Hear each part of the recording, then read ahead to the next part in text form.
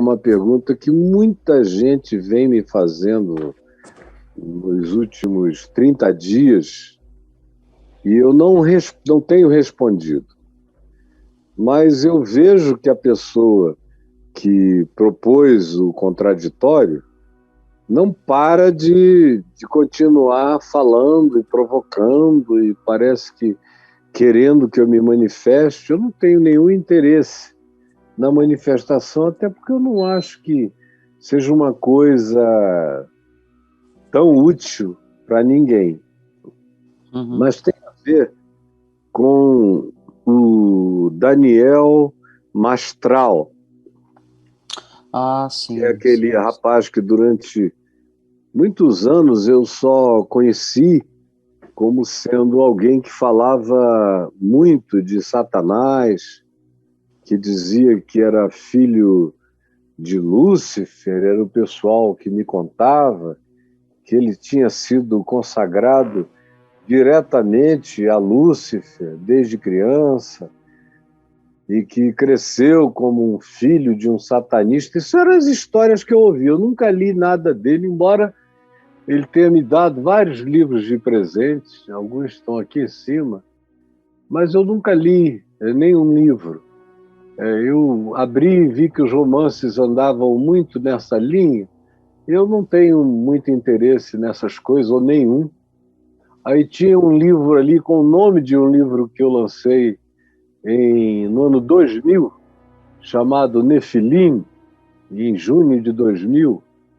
E aí eu vi que ele lançou bem depois um livro chamado Nefilim também. Eu também não sei nem o que é, nem fui ver, porque eu às vezes não gosto de ver, que é para não ficar triste com os conteúdos. Mas ele estava vivendo lá, eu vivendo aqui durante muitos anos, até que aconteceu alguma coisa aqui no Papo de Graça. Alguém me fez uma pergunta e o Braulio leu, falando sobre o Daniel Mastral. Isso já deve ter uns 4 anos, mais ou menos, 4 para 5 anos. Aí me perguntou, eu não costumo evitar, ainda mais porque eu nem sabia que o Braulio ia me perguntar. Me perguntou, eu assim, alguns segundos, pensei, respondo ou não respondo, resolvi responder. E o que eu respondi foi, não tem interesse, está gravado aí.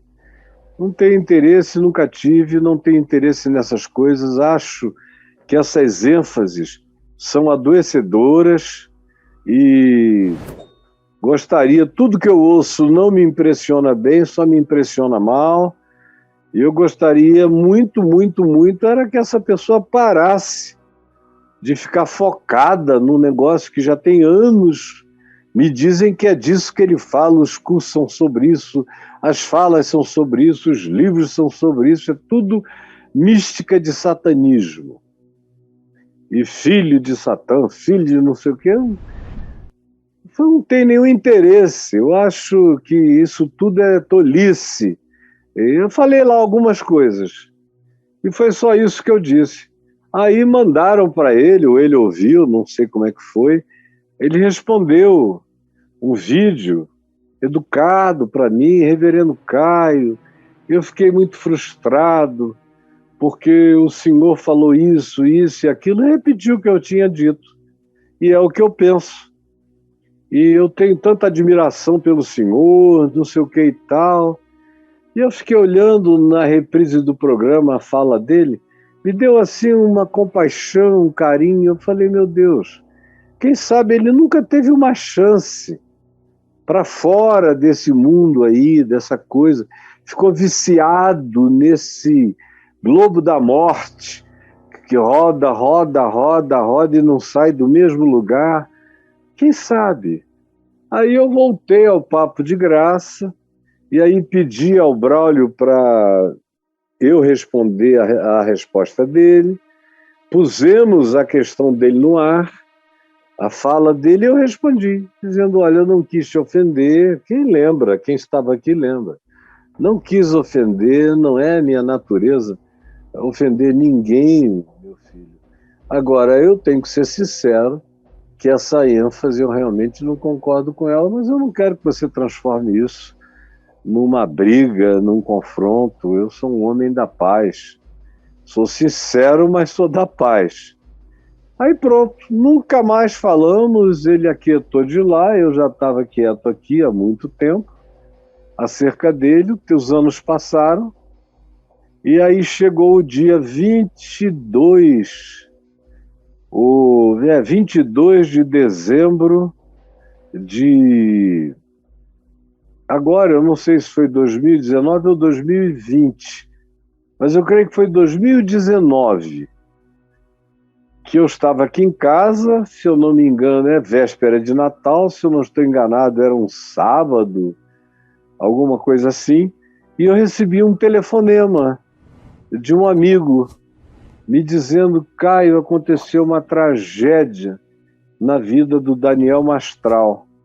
O filhinho dele, de 15 anos, se suicidou colocando a cabeça, o pescoço na linha do trem que passou de madrugada lá perto da casa deles, e ele teve o pescoço decepado. Aí, meu Deus, me deu aquela dor horrorosa, horrorosa, de quem já perdeu o filho e de quem já lidou com essas questões de suicídios em famílias centenas de vezes, e me deu aquela dor por ele, pela esposa dele.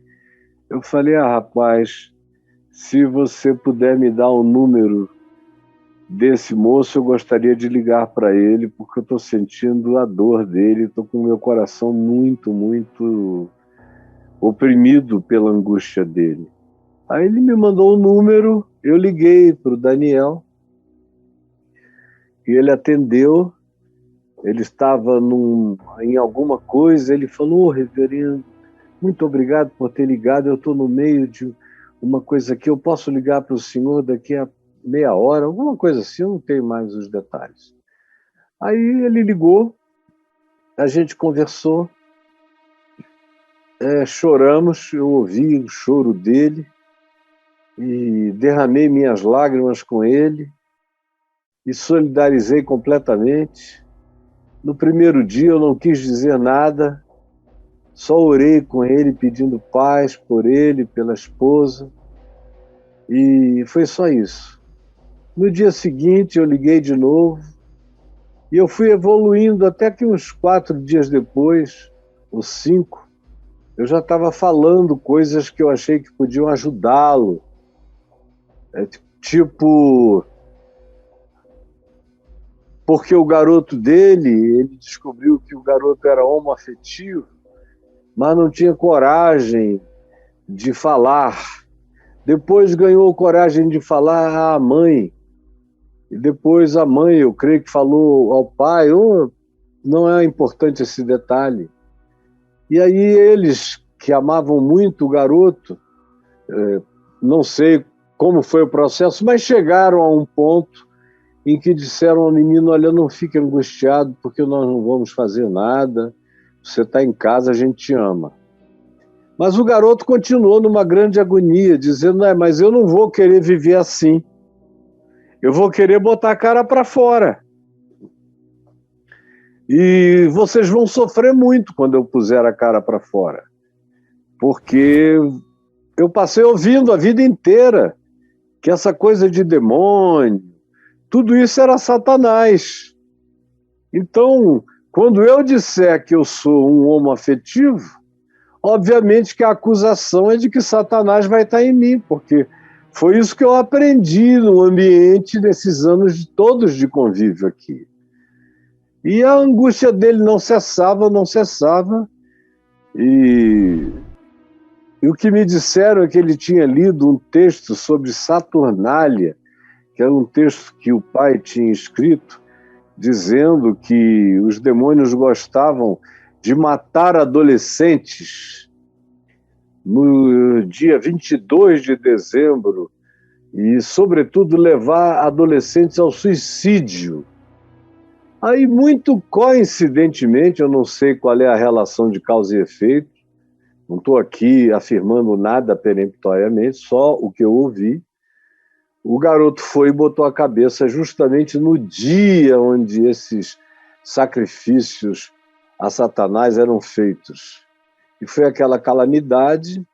Eu não sei o quanto ele internalizou essa angústia toda como tendo alguma relação com o que ele falou, ensinou, enfatizou a vida inteira.